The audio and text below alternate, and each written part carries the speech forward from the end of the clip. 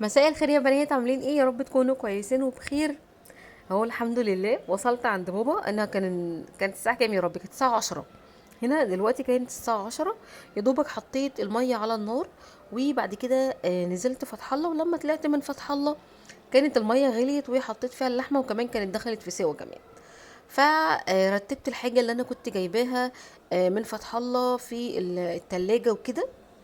السمنه لسه دي ما جربتهاش. انا حتى كنت قلت لبابا يعني اللي انا جبت عبوه صغيره منها، لو السمنه حلوه نجيب بقى العلبه الكبيره وتكفي معانا بقيه رمضان. حطيت بقى كده البيفي في التلاجة، وحطيت الجبنه، وحطيت كمان مكعبات المرق اللي هي بتاعت ماجي دي التحفه اللي انا بعشقها.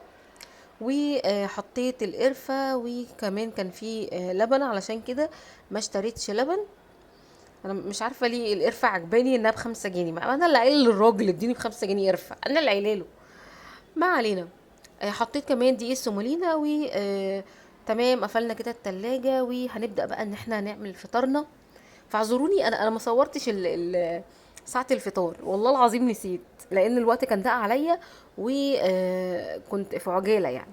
اول حاجة كده عملتها ان انا قشرت البطاطس. لقيت اسهل حاجة ان انا اعملها بعد طبعا مشوار تعب من المنظرة اللي هنا. على قد ما كان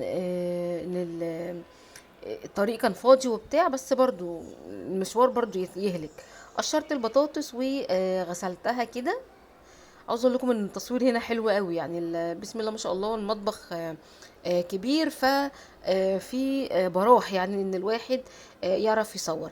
اول حاجه كده السكينه دي كانت مايعه فغيرتها، وجبت السكينه بصوا قد ايه اصغر منها، واللي هو بسم الله ما شاء الله يعني. فقطعت كده البطاطس وسبتها على جنب. فكنت هنا كنت هغسل علبة الملح دي، لقيتهم حاطين ملح نضيف، يعني اللي هو اللي انا ملح النور ده. فقلت بقى ايه، خلاص بقى هو نضيف. فطلعت كده الطماطم، كان شكلها تحفة تحفة تحفة. كان شكلها حلو قوي هي في العنايد بتاعتها دي. فحطيت كده في الطبق اللي انا مش عايزاه، ومجرد اخدت طماطمتين بس. كنت حابة النهاردة ان انا اعمل صينية البطاطس مختلفة عن ما بعملها في البيت. قطعت الطماطم وقطعت البصل، وحتى كمان ما رضيتش ان انا احط لها فلفل. فبابا من النوع اللي هو ما بيحبش الاكل اللي فيه صلصة كتير. فعلشان الصلصة البطاطس ما تبانش ان هي مصلصلة كده، فاحسن حاجة ان انا اقطع كل حاجة علشان ما يبقاش الصلصه بتاعتها عامله كده ايه، شبه العدس كده. فاهمين القصد؟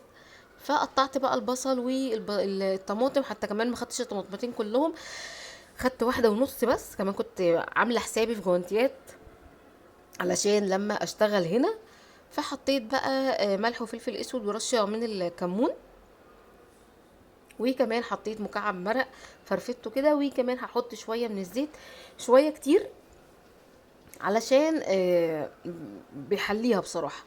بدأت كده ان انا ايه افرك كده البصل مع الطماطم مع البهارات اللي انا حطيتها مع الماجي ومع الزيت، وبدأت كده ايه ان انا اقلب البطاطس معاهم. عاوزه اقول لكم والله كان طعمها زي العسل، كان طعمها حلو قوي قوي قوي قوي قوي. انا بفكر بعد كده هناك حتى في بيتي اعملها كده. لا ليها كده بصراحه طعم مختلف، وبتبقى كانت جميله بصراحه. انا برضو بحب الطريقه التانية، بس دي كانت احلى بصراحه.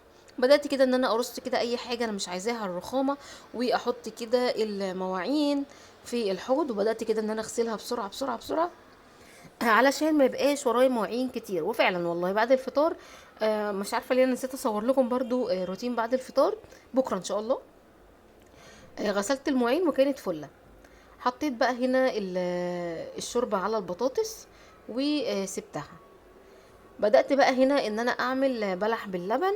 فاللي هو مرضتش ان انا اكتر، بالظبط 6 بلحات بس علشان ما يقعدوش، وربنا ما حد كل منهم برضو يعني. بصوا شويه قد ايه وما تاكلوش. وكمان كنت حضرت الرز. وهنا كنت كمان بابا كان جه، فكان جايب لي لقيته والله جاب تاني اسمه ايه، جوز هند وسوداني وزبيب. فبدأت كده ان انا اكسر جزء السوداني. بعد هنا بقى لما كسرته حطيته في طبق كبير، وحطيت عليه سكر، وبعدين حطيت عليه الجوز الهند. كانت حشوه حلوه قوي. انا عاوزه اقول لكم والله ان انا بحب السوداني في رمضان عن اي مكسرات تانية، مش عارفه ليه كده، احساس حلو. اقسم بالله بجد، ليه ريحه حلوه، بجد ريحه رمضان فيه. انا كده حشيت كده القطايف وخلصتها. طبعا هنا كنت حشيت اتنين بس، وهنا بدأت بقى ان انا كان كمان الرز دخل في السوا. كنا هنا بص خلاص يعني، كان فاضل هنا نص ساعة على الفطار. بس كان التصوير خلص لحد هنا للأسف، علشان انا كنت نسيت والله ان انا اصور لكم السفرة، ونسيت ان انا اصور وانا بحمر اللحمة ومش عارف ايه. بس اكلتنا كانت زي العسل والحمد لله يعني. كان اهو اليوم مع اول يوم عدى على خير الحمد لله. فبسم الله ما شاء الله، ربنا ان شاء الله يبارك في القعده هنا، واشوفكم بقى ان شاء الله في فيديو جديد.